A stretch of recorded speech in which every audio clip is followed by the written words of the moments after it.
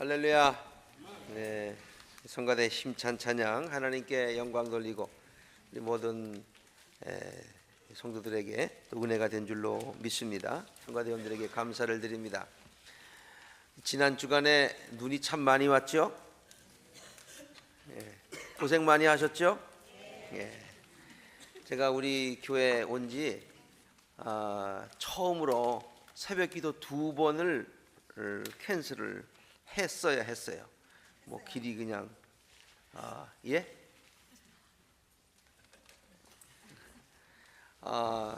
뭐 차를 뺄 수가 없을 정도로 그렇게 됐으니까 말이죠.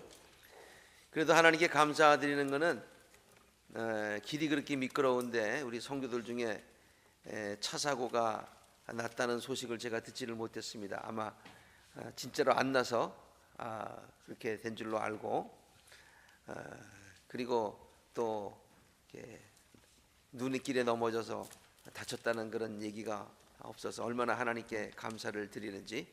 자, 우리 옆에 분들과 같이 한번 인사를 나누십시다. 지난 주간 고생 많이 하셨습니다.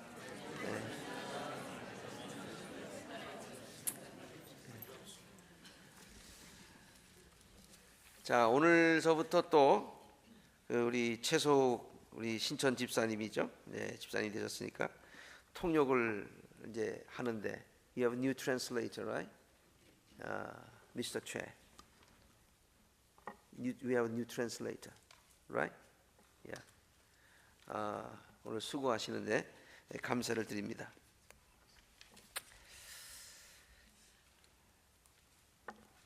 그동안 우리는 하나님께서 좋아하시는 사람이다 라고 하는 큰 주제를 놓고서 지난 12번 우리들을 향하신 하나님의 뜻이 무엇인지 함께 살펴보았습니다.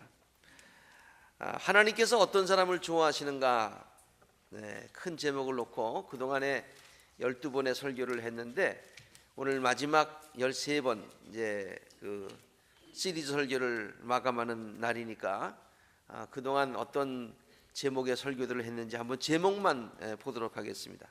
그저 그냥 제목만 보는 것이 아니라 이 제목을 보면서 하나님께서 좋아하시는 사람이 이러이러한 사람이라고 그랬는데, 정말 내가 하나님께서 좋아하시는 사람이 이 성도인지, 또 나는 어느 정도인지 우리가 한번 그 거울에 비춰서 보는, 우리를 한번 바라보는 시간이 되기를 바랍니다.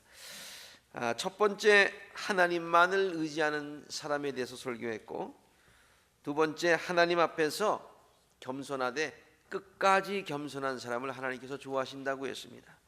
세 번째, 하나님의 마음과 뜻을 이해하고 영적으로 예민하여서 하나님의 뜻을 이해하고 또 이해한 것뿐만이 아니라 그 뜻대로 행하는 사람을 하나님께서 좋아하신다고 했습니다. 네 번째, 하나님의 말씀에 순종하는 사람, 순종의 사람을 하나님께서 좋아하신다고 했습니다. 주님 말씀하옵소서, 내가 듣겠나이다. 주님 가라시면 가고 설하시면 서는 그러한 순종의 사람.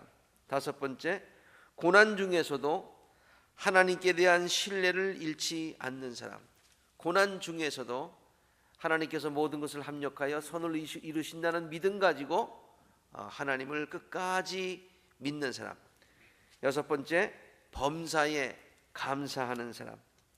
일곱 번째, 신령과 진정으로 예배를 드리는 사람, 예배에 성공하는 사람. 또 여덟 번째, 하나님과 동행하는 사람. 아홉 번째, 진심으로 우리가 잘못을 저지를 때가 있는데 그때마다 진심으로 하나님께 회개하고 돌아서는 사람. 열 번째, 끝까지 충성하는 성도를 하나님께서 좋아하신다고 했습니다. 또 11번째, 부단히 성결한 삶을 추구하는 사람. 또 넘어지더라도 또 실수하더라도 계속해서 성결한 삶을 추구하여 가는 그러한 성도를 하나님께서 기뻐하신다. 그리고 12번째로는 믿음의 확신을 가진 사람이다. 그래서 지난번에 히브리서의 말씀을 중심으로 해서 믿음이 무엇인지, 우리들이 어떠한 믿음을 가져야 되는지에 대해서 살펴보았습니다. 하나님은 이러한 사람들을 좋아하시고 또 그들에게 은혜와 축복을 주시기를 기뻐하신다라고 하는 그런 내용의 말씀을 전해드렸습니다. 오늘은 이 연속 설교의 마지막 제목으로 사랑으로 헌신하는 사람이라는 그런 제목의 말씀을 전하려고 합니다. 하나님은 당신을 사랑하는 마음으로, 사랑하는 마음 때문에 헌신하는 성도들을 좋아하시고 그들에게 은혜와 축복을 주시기를 원하신다는 그런 내용의 말씀입니다. 사실 이 전체적인 시리즈 설교를 준비를 하면서 제목들을 이렇게 쭉 정리를 하다가 제가 헌신이라고 하는 이 오늘 설교의 그 제목도 정했습니다마는, 그러나 이 헌신에 대한 설교를 중간쯤에 하려고 그랬었는데 또 미루고 또 미루고 또 미뤄왔습니다. 그리고 12번쯤 하니까 그동안의 시리즈 설교를 12번 정도 해서 마쳤으니까 이 헌신의 설교는 그냥 안 해도 시리즈 설교로 그냥 되겠다라고 생각을 했는데, 왜냐하면 혹시라도 성도들에게 요새처럼 어려운데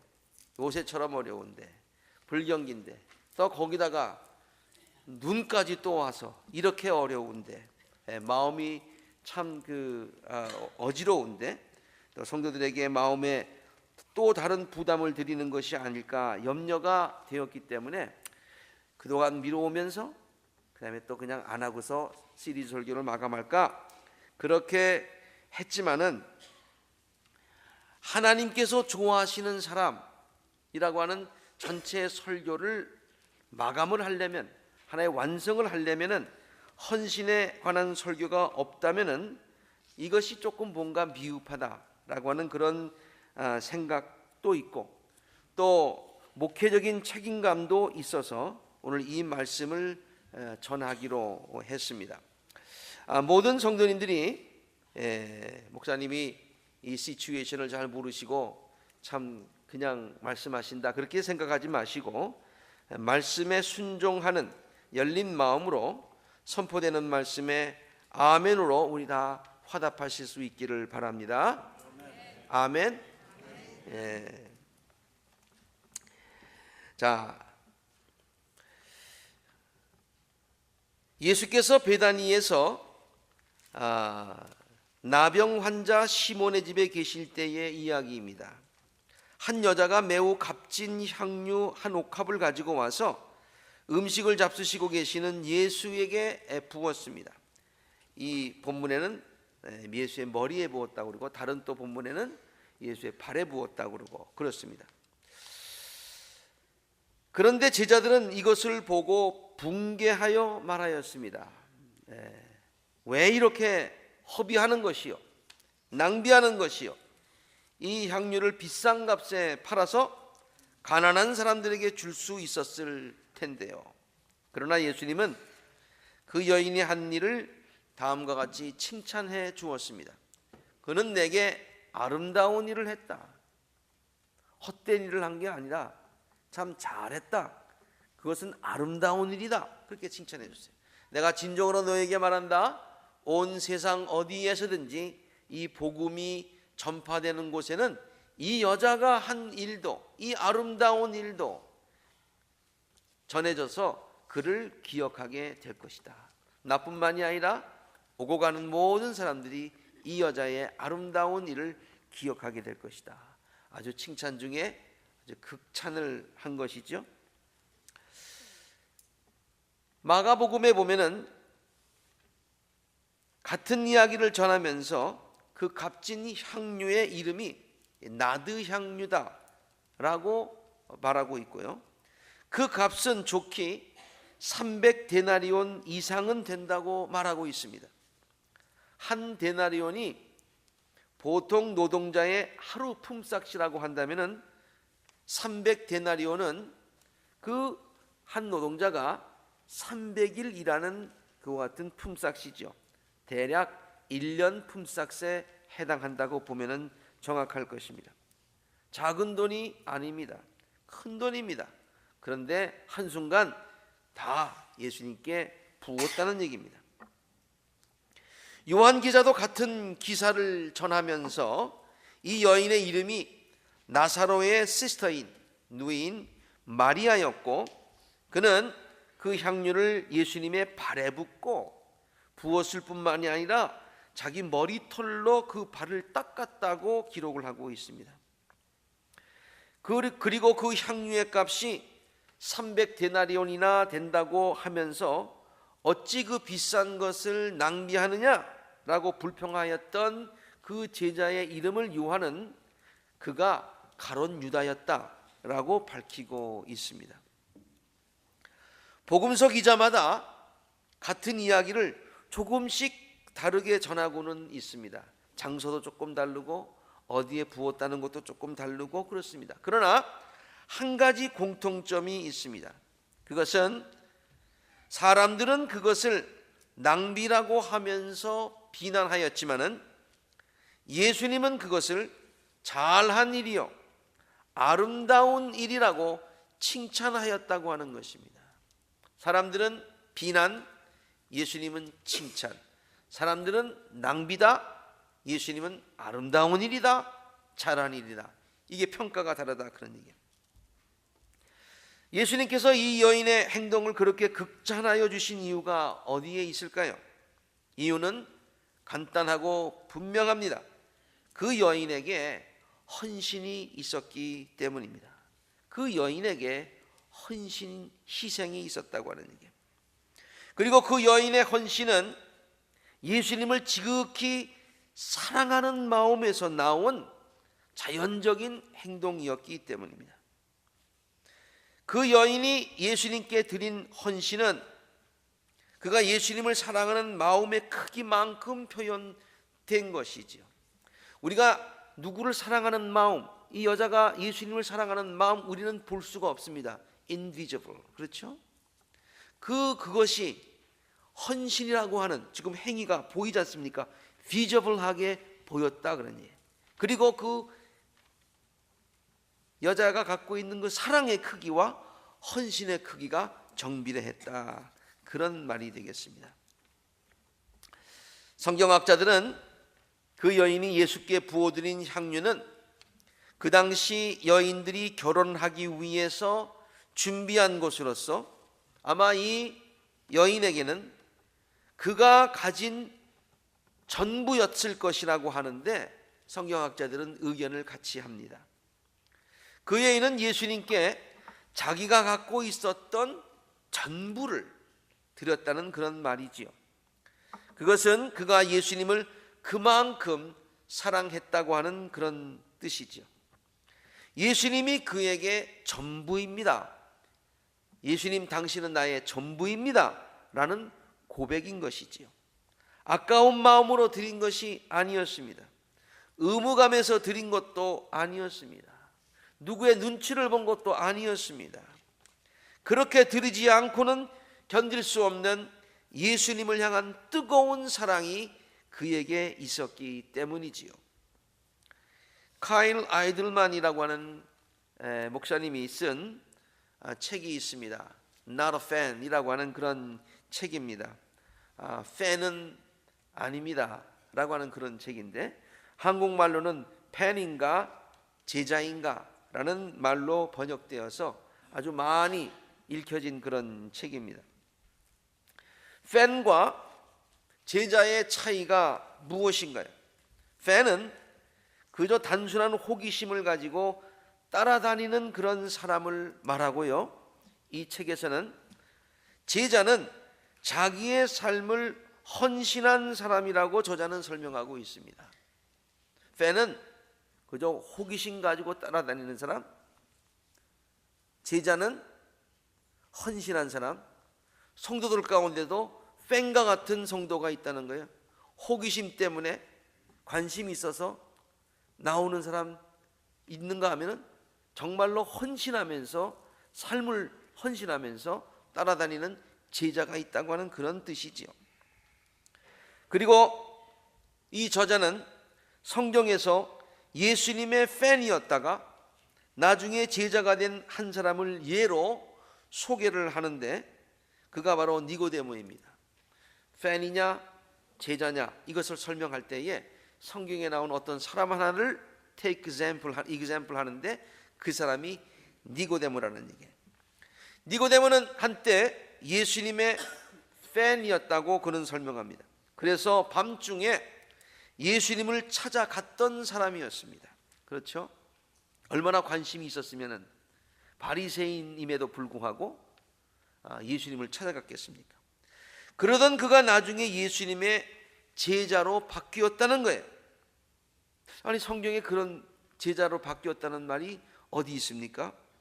요한은 직접 얘기하지는 않지만은 간접적으로 그가 예수님의 제자가 되었다, 헌신하는 제자가 되었다고 하는 것을 이렇게 증거하고 있습니다.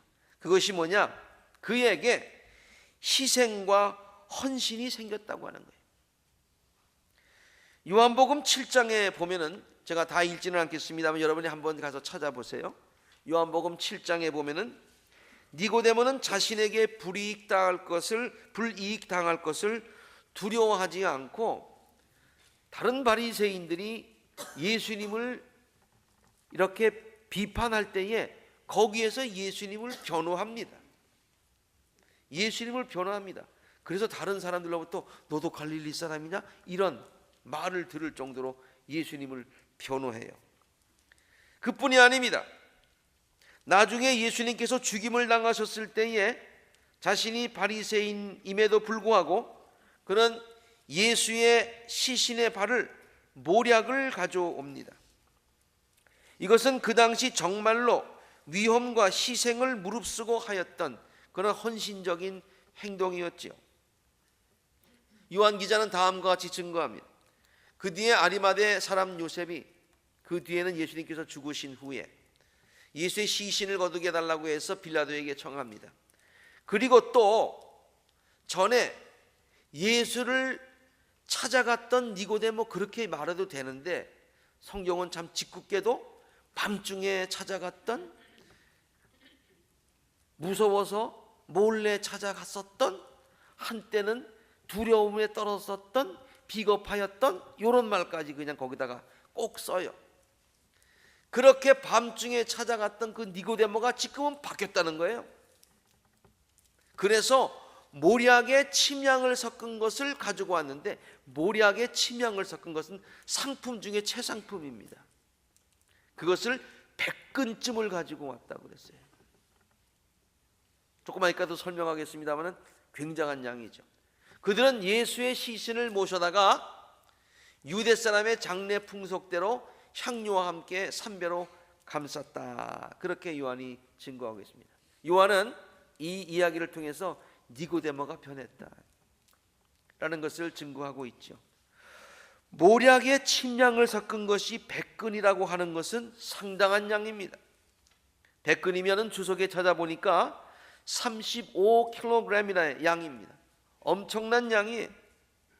그것은 왕족의 장례에 쓰일 만큼 넉넉한 양이었다고 합니다. 여러분, 모략을 리퀴드일 텐데 그것이 35kg 정도면 그 양이 얼마나 많겠어요? 그거 가지고 거의 뭐 목욕하는 수준이 아니겠어요? 그렇죠? 예. 그런데 이렇게 넉넉하게 가지고 왔고요. 그리고 그 양은 그 당시 왕족에 있는 사람이 죽었을 때에 그 정도의 양을 가지고 했다. 그러니까 이 요한은, 이 기사를 기록하고 있는 요한은 예수님께서 왕 되심을 이렇게 간접적으로 증거해 주고 있고요. 예수님의 왕 되심을 니고데모가 이렇게 왕 되신 것을 증명할 수 있는 그러한 역할을 니고데모가 담당했다라고 우리에게 설명을 해주고 있는 것입니다. 그 값이 엄청났을 것입니다. 그러면 우리 이렇게 쉽게 생각하지요. 뭐 니고데모가 그 당시 부자였으니까 그 정도 가지고 오는 건 뭐 what's so big about it, 그렇게 얘기할 수 있을지 모르겠어요. 그러나 부자였기 때문에 가져온 것이 아니라 이제는 정말로 예수님을 사랑하는 마음이 그만큼 되었기 때문에 그만큼 가져올 수 있었던 것입니다. 또 이것은 그가 얼마나 예수님에 대해서 넉넉한 마음을 가졌는가를 보여주고 있는 대목이지요. 정말로 예수님의 단순한 팬이 아니라 예수님을 위해서 헌신과 희생을 할 줄 아는, 뭔가 내려놓을 줄 아는, 뭔가 감수할 줄 아는 그런 제자가 되었다고 하는 그런 증거가 되는 것입니다. 저자는 이 책에서 강하게 주장하는 것이 있습니다. 그것은 예수의 참 제자가 되려면 희생과 헌신이 있어야 한다라고 하는 그런 것입니다. 예수의 제자가 되려고 하면 희생과 헌신이 있어야 된다. 그것을 처음부터 끝까지 일관되게 주장을 하고 있습니다. 희생과 헌신이 없으면 그냥 단순히 팬으로 따라다니는 사람으로 머물러 있지만은, 그러나 참 예수의 제자가 있으려면 우리에게 희생과 헌신이 있어야 된다라고 하는 것을 강하게 우리들에게 증거해주고 있습니다. 말로만은 되지 않는다는 것입니다. 그 책 전부를 다 소개하지는 못하지만은 그 책에 나오는 다음과 같은 소제목들만 보더라도 그가 얼마나 예수의 참 제자가 되려면 희생과 헌신이 있어야 되냐라고 하는 것을 우리들에게 강하게 주장하고 있는 것을 알 수 있습니다. 말로만 하는 것은 절대로 안 된다. 예수님을 따르기 위해서 어떤 손해를 보았는가 그동안. 반쪽짜리 마음으로는 어림도 없다. 대가를 제대로 알고 시작하라. 불같은 사랑으로 예수를 따르라. 예수를 따르려면 전부를 걸어라. 날마다 자신에 대해서 죽어라. 내려놓아라. 포기해라. 그러니 전부를 드리지 않으면 드리지 않는 것이다.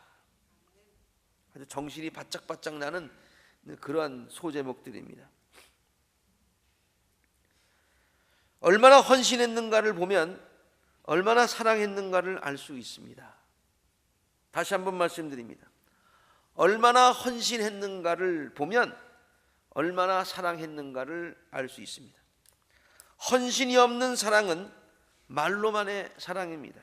이것은 우리 보통 인간 간에, 남편과 아내, 보통 연인 간에, 또 보통 사람들 사이에 또 똑같이 적용되는 말씀입니다. 아무리 그렇지 않다고 항변해도 그 사랑에는 진실이 없습니다. 당신이 나를 사랑한다는 증거가 뭐요? 아이, 증거는 잘 없어도 진짜 내 마음을 알아. 내 마음 보여줄까? 보여주긴 뭘 보여줘? 보나만 하지. 뻔한 거예요. 인비저블한 러브가 비저블하게 나타나야 된다는 얘기예요. 나타날 수밖에 없다는 얘기예요. 나타난 것은 안에 있는 것과 정비례한다는 얘기예요. 아무리 그렇지 않다고 항변해도 그것은 변명에 지나지 않는다는 얘기입니다. 예수님께서도 너의 보물이 있는 곳에 너의 마음도 있을 것이다, 그런 말씀을 하셨습니다.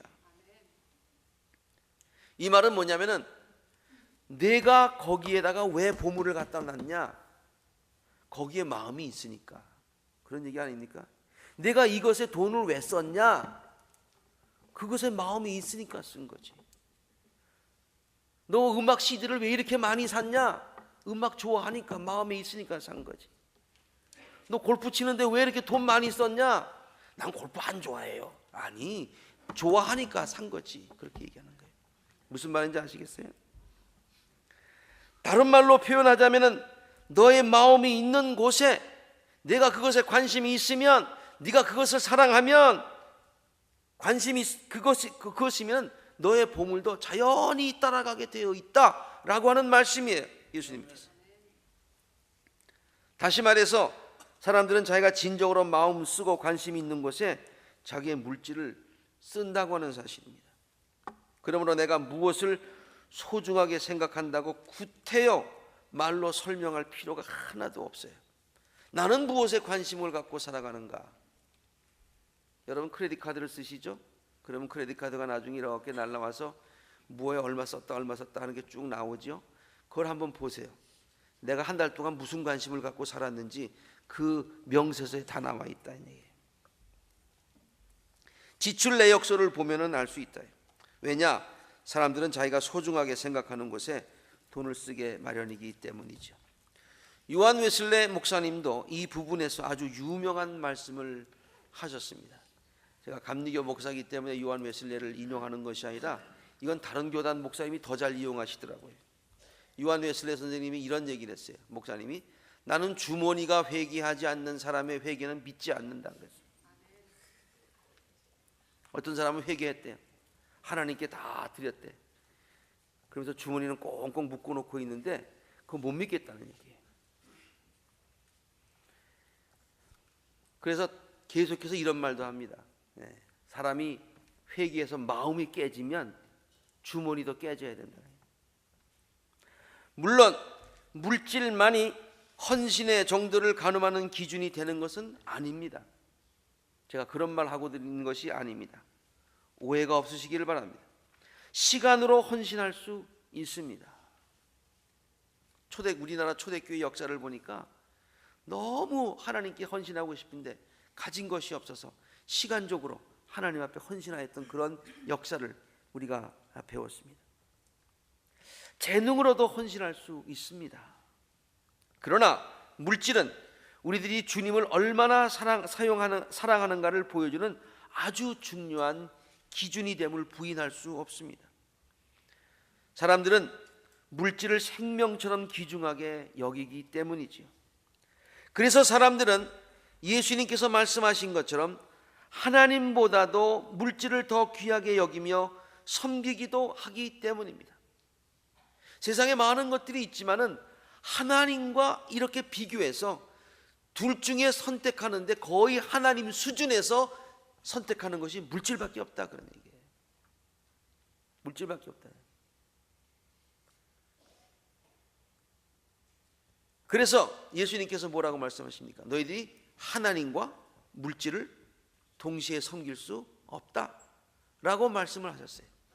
그렇게 하나님과 비교해야 될 정도로, 아니 물질이 하나님과 비교할 정도의 위치에 있다는 얘기가 아니라 사람들이 물질을 하나님 수준에 놓고 비교하더라 그런 얘기예요.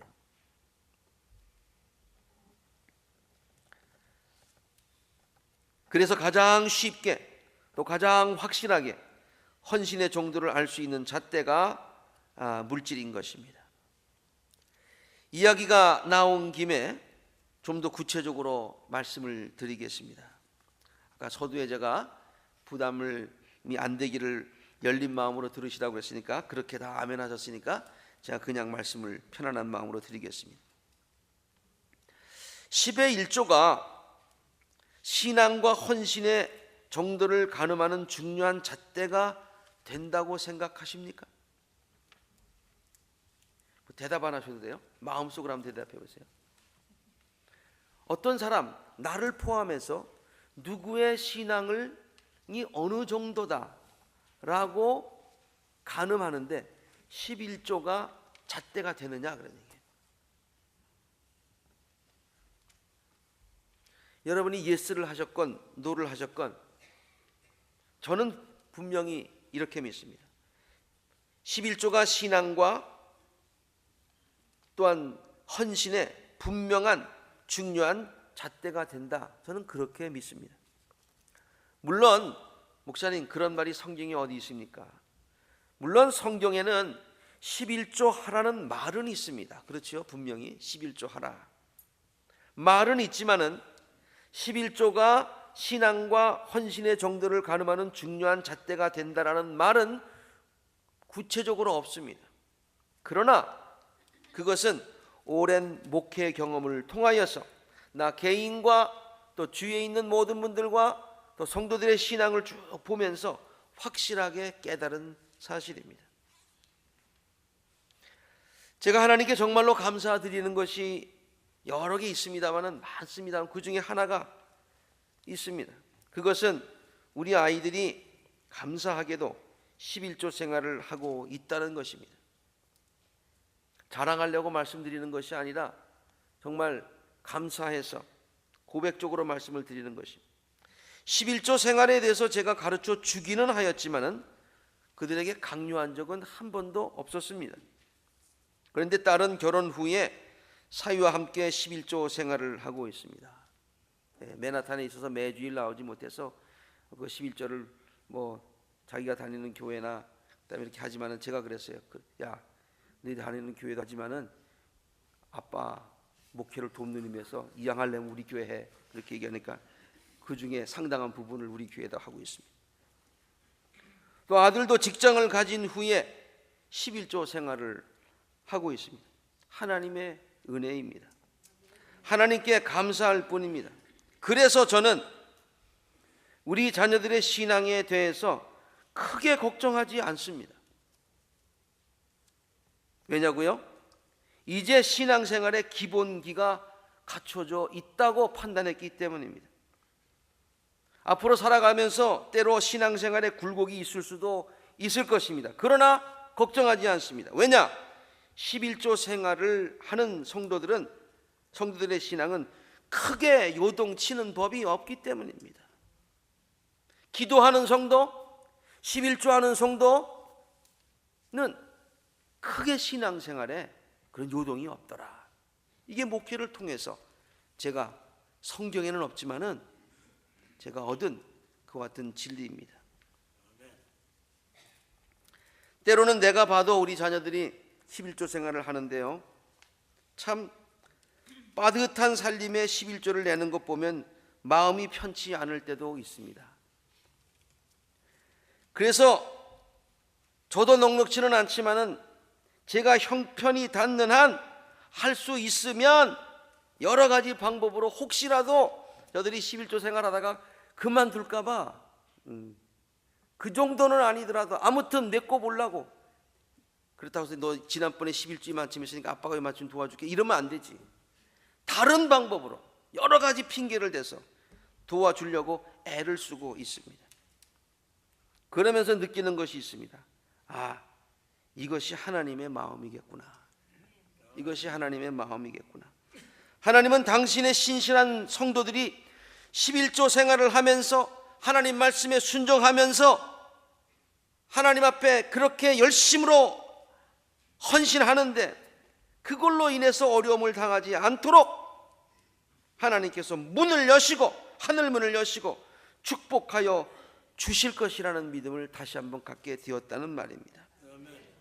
이것은 제가 느낀 것뿐만이 아니라 하나님께서 직접 나 주가 말한다, 나 주가 말한다, 나 주가 말한다 3번씩이나 말씀하시면서 말라기서에 약속하신 말씀이기도 합니다.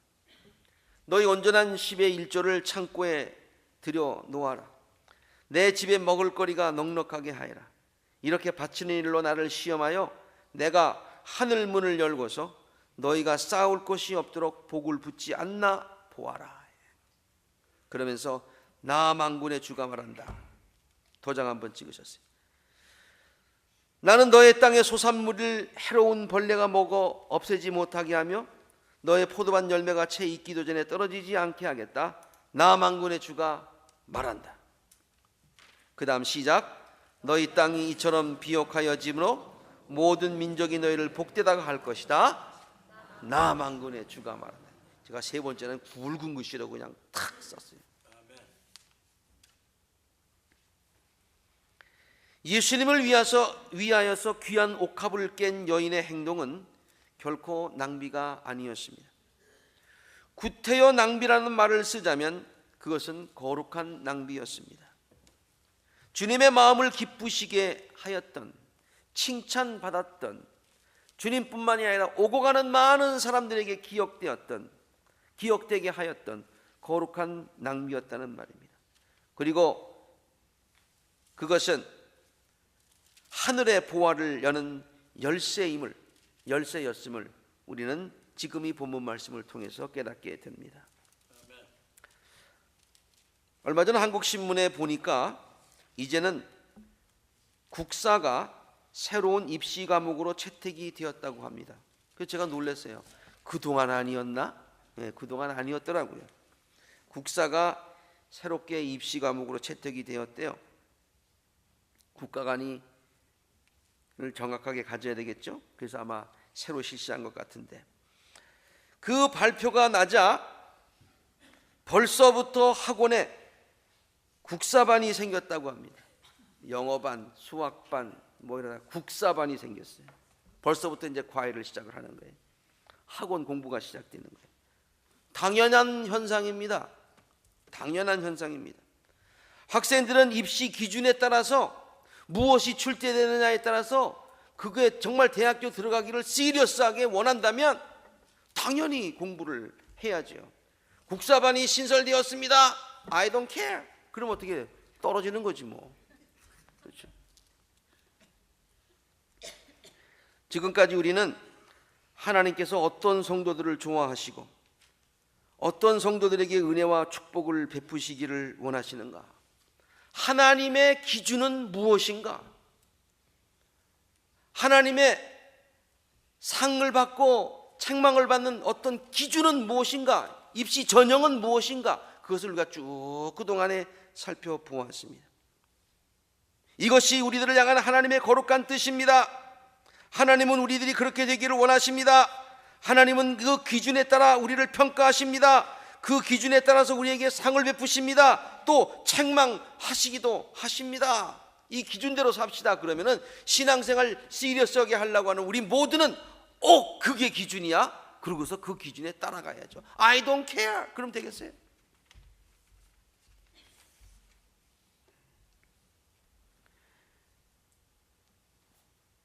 이제 아콜라자단의 우리 모든 성도님들은 하나님의 기준을 알았으니, 하나님이 뭘 좋아하시는 것을 알았으니 그 기준대로 신앙생활을 하는 정말 복된 성도님 되시기를 간절히 바랍니다. 그래서 하늘나라에 다 가가지고 상을 쭉 받는데 전부 우리 교회 교인들이 이름이 자꾸 호명이 되는 거예요. 그러면서 기자회견을 하면 어느 교회 출신입니까? 아콜라 교회 출신. 그 다음 어느 교회 출신입니까? 아콜라 교회 출신.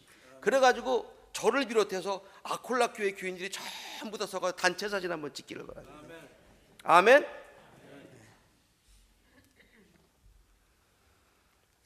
그래서 하나님에게 인정받고 칭찬받고 은혜와 축복을 누리며 살아가는 우리 아콜라 재단의 복된 성도님들이 되시기를, 우리들을 사랑하시고 우리에게 복 주시기를 원하시는, 어떻게 해서라도 우리를 사랑하고 칭찬하시기를 원하시는 우리 주 예수 그리스도 이름으로 간절히 축원합니다. 함께 기도하겠습니다.